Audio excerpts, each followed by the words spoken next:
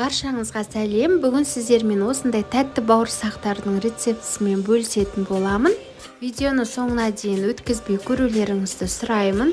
Алда тағы да керемет рецепттермен бөлісетін боламын. Сол себепті менің арнама тіркеліп, және де видео рецепттер ұнаса пікір қалдыруды ұмытпаңыздар. Осы рецепті пайдалана отырып, осындай тәтті бауырсақтарымен бірге шелпектерді де пісіру жолын бүгін көрсететін боламын. Керекті өнімдердің мөлшерін видеоның төменгі жағынан таба аласыздар. Алдымен ыдысымызға жылы суымызды құйып аламыз. Және де жылы сүтімізді құямыз. Үстіне бөлме температурасындағы сары майымызды саламыз. Және де оның үстіне майонез саламыз. Сіздер егер сметана болса, сметана қолдануларыңызға болады. Оның үстіне тұзымызды, қантымызды және де аштығымызды салып жақсылап араластырамыз.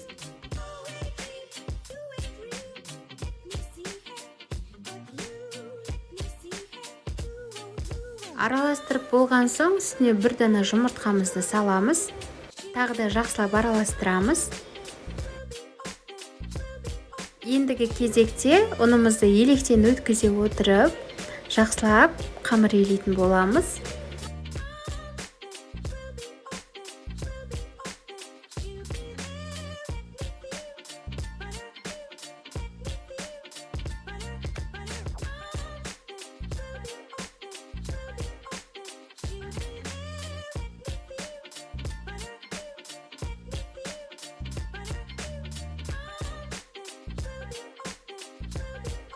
Бізде осындай біріккен қамыр шығады, және де оның үстіне сұйық майымызды құйып, тағы да бір қайырып елеп шығамыз. Сұйық майды көп құюдың қажеті жоқ. 2 ас қасық көлемінде қойсаңыздар жеткілікті. Сұйық майды пайдалана отырып қайта қайырып илеген кезде, бізде көтерілген кезде ешқандай қолға жабыспай жұмыс жасауға ыңғайлы болады. Қамырымыздың бетін жауып, жылы жерге 1 сағат көлемінде қалдырамыз. Міне бізде қамырымыз 2 есеге ұлғайып көтерілді. Енді осы қамырымызды үстелдің үстіне қойып, 2-ге бөлетін боламыз.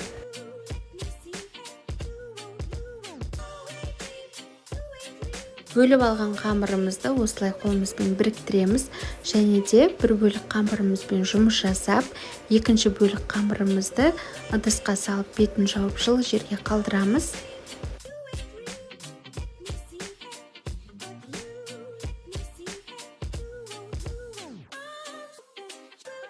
Қамырымызды жайып аламыз. Қамырымыз орташа қалыңдықта болып жайылуы керек, өте жұқа немесе өте қалың болмауы тиіс.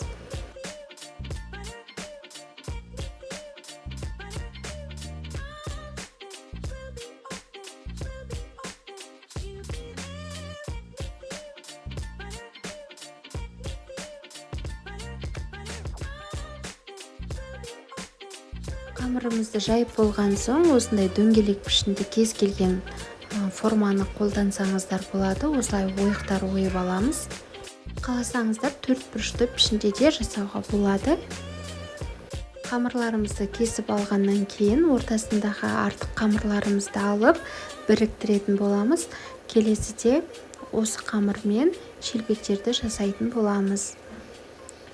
Осылай біріктіріп, ыдысқа салып, бетін жауып, жылы жерге қалдырамыз. Кесіп алған қамырларымызды осылай бетін жауып қойып қоямыз. Екінші бөлік қамырымызды да алғашқыда көрсетілгендей етіп жайып, және де кесіп аламыз.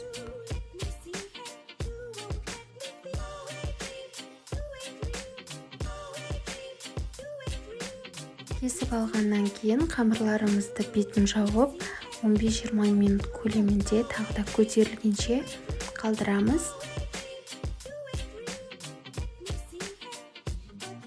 Мінекей қамырларымыз осылай көтерілуі керек. Қамырымыз осылай көтеріледі. Құрғақ табамызға сұйық майымызды құйып қыздырамыз, және де қызғаннан кейін бауырсағымызды салып, екі жағын ауната отырып пісіріп аламыз.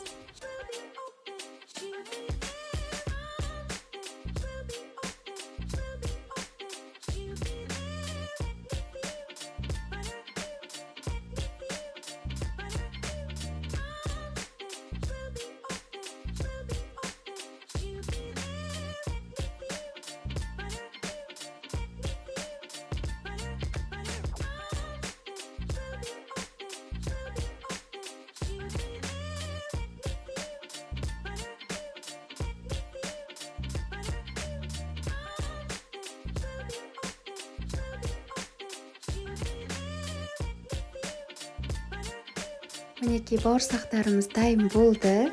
Дәмі өте керемет, өте жұмсақ. Сіздерге жасап көруге кеңес беремін.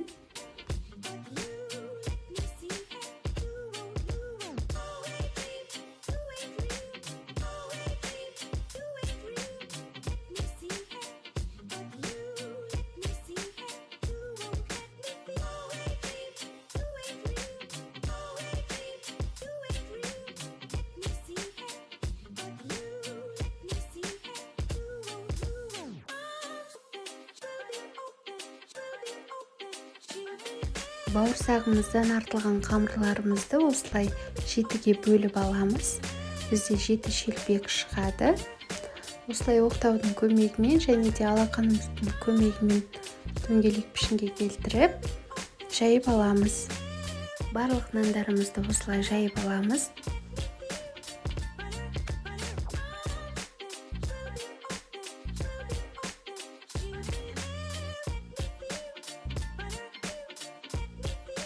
Қатты қызып тұрған майда екі жағын ауната отырып пісіріп аламыз. Мінекей осымен біздің шелпектеріміз де дайын болды. Жасап көріңіздер. Және де менің арнама тіркелуді ұмытпаңыздар. Алда керемет рецепттер шығатын болады. Назарларыңызға рахмет.